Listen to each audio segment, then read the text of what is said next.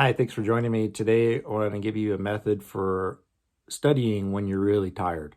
And when are we not tired, right? High school student, graduate student, undergrad student. The short version is it's 45 and 15. You study for 45 minutes or whatever you're doing for 45 minutes and you take 15 minutes off. But I need to explain to you how to use it because if you just start doing it, it might not make sense. If basically there are times when I study that I don't have to do this, but when I'm really tired or I'm studying something that's especially difficult or challenging for me, or I'm just extremely tired before I even start studying because I woke up tired because I'd been studying the day before, maybe the day before that, especially around finals or something like that, or writing a paper.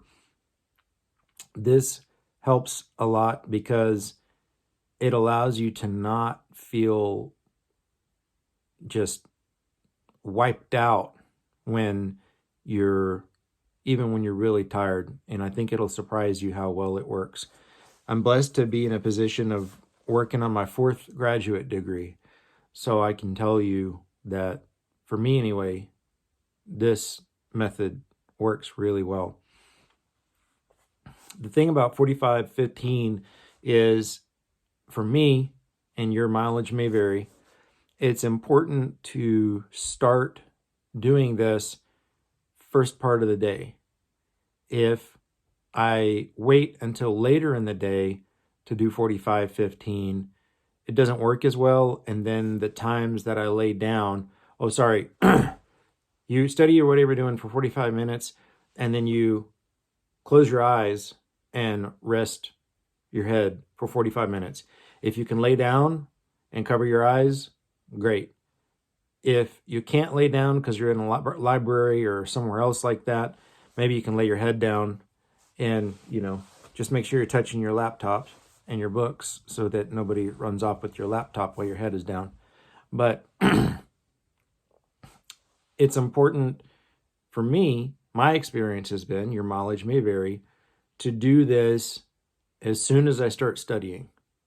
Even if it's early in the day, even if I'm feeling great, even if I go for 45 minutes and I think, I don't need to lay down, I don't need to take a break, I don't need to rest, I could just keep going. The way that a person gets into trouble, sometimes, this is the case for me, is if I don't do it when I don't feel like I need it, later I'm so tired that later in the day, I'm so tired that the 15 minutes goes by way too fast. I'm falling asleep during the 15 minutes, and then the alarm's waking me up, and I just want to keep laying there and go back to sleep. But if I do it early in the day, 45-15, 45-15, 45-15, then I find that I'm able to get more done because I have a lot more stamina to go much later in the day. And I believe that, one, I certainly feel better when I do this method than if I push without taking mini breaks really hard or just taking very minor breaks. If I push for 4 hours or I push for 6 hours, because then I'm wiped out for the whole day. Because it's like there's a tax. Like if you borrow money, you pay interest. And when my experience has been with me, I can't speak to you, when I push really hard, unless there's a deadline, 10 p.m. or something like that, and I'm pushing toward the deadline. If I'm pushing toward a 10 p.m. deadline, I'll probably just go all out, and not take breaks unless I just have to. But I find that there's a tax associated with an energy tax that's associated with not taking 15-minute breaks, where if you were normally using, so let's suppose every time a person studied for 45 minutes, they used 10 units of energy. If they take a break, a 15-minute break, and it's important, by the way, with breaks, no watching videos online, no texting, no checking emails, not talking to people, none of that for me. Just close my eyes, silence, or white noise in my ears, on the headphones, and nothing.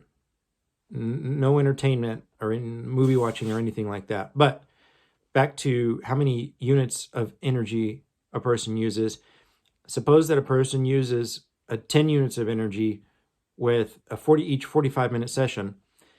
If I do 45 minutes and then I take a break, the next time I do 45 minutes of studying, it's only 10 units, okay? So it's 10 units of energy, take a break, 10 units of energy, take a break. I find that if I don't take those breaks, the first 45 minutes might take 10 units of energy. But then I keep going, and the next 45 minutes takes 11 units of energy. And then I keep going, and I don't take a break, or I just take a 5-minute break, and the break's not long enough. Then in a 45-minute session, I use 12 units of energy. And then it just keeps compounding, 13, 14, and it just gets worse and worse until you're so tapped out that you just can't do anything else that day. And it's deceptive when it feels like I'm not getting much done when I keep taking those 15-minute breaks, because it's like I get my momentum going, and then it could be something I'm working on a spreadsheet or something like that, and I'm about to figure something out, and then the timer goes off, and I feel like I don't need a 15-minute break. I'm fine. What happens is later in the day, I don't feel it right away then. I could just keep studying. Later in the day, that's when I start paying the price for not taking those 15-minute breaks earlier. Whereas when I do 45-15, 45-15, 45-15, it seems to get my body and my brain in a rhythm where it starts expecting two things. One, it knows when we're about to do some work. And two, my brain and my body know when they're about to get a break. And it makes the studying part, or the reading or writing or whatever academic work that I'm doing, it makes that part a lot smoother, because it's easy for me to procrastinate when I'm going to start studying or start reading or start writing or studying and writing, whatever I'm doing. It's easy for me to procrastinate on that when I feel like once I sit down and I get in front of the computer or whatever it is that I'm going to do, I'm just going to obliterate myself until I don't have any energy left. Man, that is very unpleasant thought, and it's easy to start doing things like cleaning. Oh, maybe I need to go to the grocery store. I need to call this relative that I haven't talked to in a long time, or I need to, and all these excuses start popping up for delaying studying, and then the studying ends up happening later in the day when we're not at our optimum energy and we've been using energy for other stuff, and then it just ends up being not a good thing. It's a lot easier for me to start studying when I say, look, it's 45 minutes, the timer's going to go off, and you can lay down and take my 15-minute break. And then when I wake up, I'm like, that's okay. It's just 45 minutes.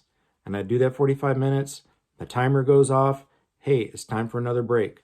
And I find that I feel really good when I'm doing that. Plus, if you're doing some heavy lifting academically, your brain needs time to absorb that and to process it, whatever it is that you're doing or learning or figuring out.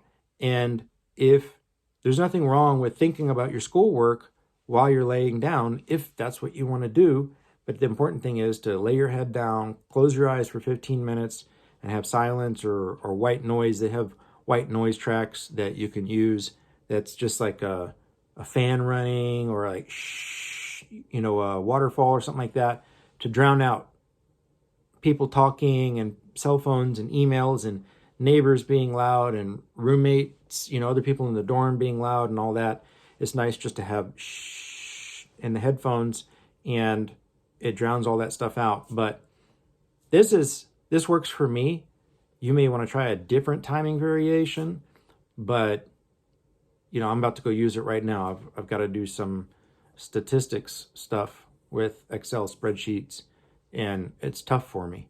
So I hope this information helps you. If it does, feel free to hit that thumbs up button. If you're a lifetime learner and you enjoy learning about things in general, feel free to subscribe. I hope your day is going well.